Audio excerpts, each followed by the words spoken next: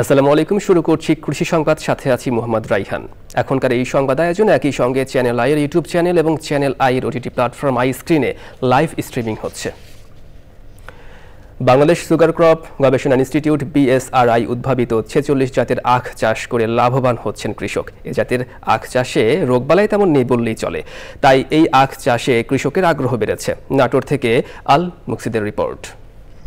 নাটোর চিনিকল এলাকায় 105টি প্লটে 46 জাতের আখের আবাদ করেছে চাষিরা। এ ধরনের আখের ফলন বেশি হয়, রোগবালাই মুক্ত বীজের কারণে চাষের খরচও কম। 45 জাতটা আসলে খুব ফসলের জন্য উপযোগী ফসল। এটা হলো আমাদের জমিতে আগাম যদি চাষ করা যায় অন্য যে আখগুলো আছে তার চেয়ে ফলন বেশি হবে। বীজটা ফ্রি দিয়েছে, সার দিয়েছে, 2বার সেচের টাকা দিয়েছে 2000 টাকা, 3বার আমাকে সার দিছে। 46 জাতের আখ চিনি ধারণ সম্পন্ন এবং সুবিধাজনক হওয়ায় এই প্রকল্প কৃষকদের মধ্যে ব্যাপক সাড়া ফেলেছে। তবে মিল এলাকায় আখের মূল্য বাড়ানোর দাবি জানান কৃষক। সরকার যদি আমাদের এই আখের দামটা বৃদ্ধি করে তাহলে তুলনামূলক আমরা অবশ্যই বেশি লাভবান হব, কারণ এখন যে বাজার সমন্বয় ব্যবস্থা সেই সমন্বয় যদিও আখের দাম পর্যায়ক্রমে বৃদ্ধি করা হয়েছে কিন্তু আমরা ন্যায্য মূল্য এখনো পাইনি। BSRI 46 জাতের আখ লাভজনক বলে মনে করেন সুগার মিল মালিকরাও। 46 ভ্যারাইটি, এটা উচ্চ চিনি ধারণ ক্ষমতা সম্পন্ন, অধিক রিকভারি সম্পন্ন একটা জাত। এটা যদি আগাম চাষ করা যায় ম্যাচুরিটি পিরিয়ডে অধিক পরিমাণে এখান থেকে চিনি আহরণ করা সম্ভব। এই আখ চাষে দেশের চিনি ঘাটতি পূরণ করা সম্ভব বলে মনে করে BSRI কর্তৃপক্ষ। আমাদের বর্তমান গভর্নমেন্ট আস্তে আস্তে চিনি শিল্পের দিকে নজর দিয়েছেন এবং আমাদের যে মিলগুলো বন্ধ আছে সেগুলো বর্তমান সরকার সেগুলো চালু করার একটা উদ্যোগ গ্রহণ করেছেন।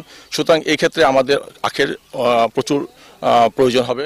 46 জাতের আখ চাষ লাভজনক হওয়ায় এই প্রকল্পের মেয়াদ বাড়ানোর দাবি জানিয়েছে চাষিরা। আল মুকসিদ, চ্যানেল আই। দেশের কৃষিতে গুরুত্বপূর্ণ শস্য সরিষা। অর্থনৈতিক বিচারেও এই ফসলের বেশ কদর রয়েছে, তাই কিশোরগঞ্জে দিন দিন এর আবাদ বাড়ছে। সরিষার ভালো ফলনে কৃষাণীর মুখে এখন তৃপ্তির হাসি। কিশোরগঞ্জ থেকে SK রাসেলের তথ্য, ভিডিও চিত্রে আল মুকসিদের আরও একটি রিপোর্ট।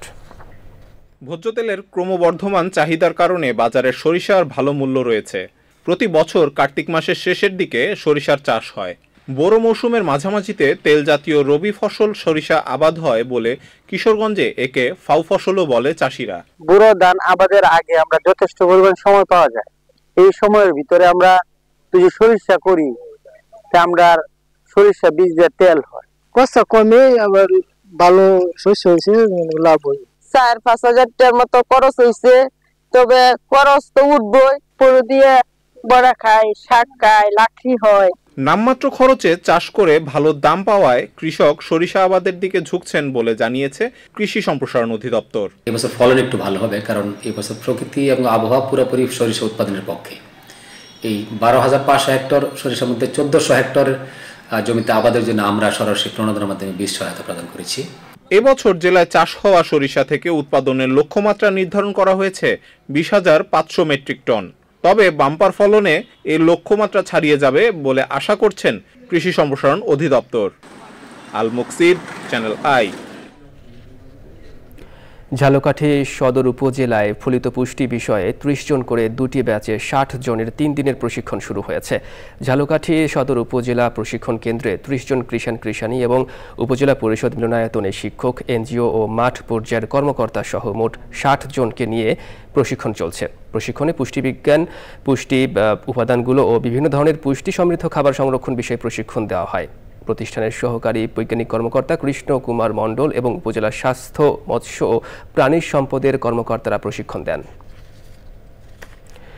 খাগড়াছড়িতে বিনা উদ্ভাবিত উচ্চ ফলনশীল সরিষা জাত নিয়ে মাঠ দিবস ও ফসল কর্তন 2025 অনুষ্ঠিত হয়েছে। বাংলাদেশ পরমাণু কৃষি গবেষণা ইনস্টিটিউট বিনার খাগড়াছড়ির উপকেন্দ্রের প্রধান বৈজ্ঞানিক কর্মকর্তা ডক্টর মোহাম্মদ রফিকুল ইসলামের সভাপতিত্বে প্রধান অতিথি ছিলেন খাগড়াছড়ি কৃষি সম্প্রসারণ অধিদপ্তরের উপপরিচালক মোহাম্মদ বাছিরুল আলম। এ সময় বক্তারা কৃষকদের বিনা সরিষা 11 চাষের পরামর্শ দেন।